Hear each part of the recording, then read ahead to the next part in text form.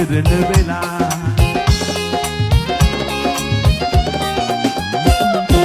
මාදුවේ කන් ඉවුර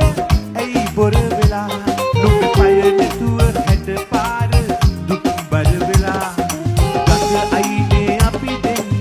කරමින් කතා මෙව්හීද උහුලන්න බැරි දැන් තමා වෙරළු ගෙඩි පැහෙන කාලේ නුඹ පැඳ ආලේ කුන්සඳ වගේ බැබළුණා රැඳෙන්න වැටෙන කාලේ දුක දීලා ආයේ මගේ ලෝකේ කලුවර වුණා Wow! Pidi paseng bodia pudiak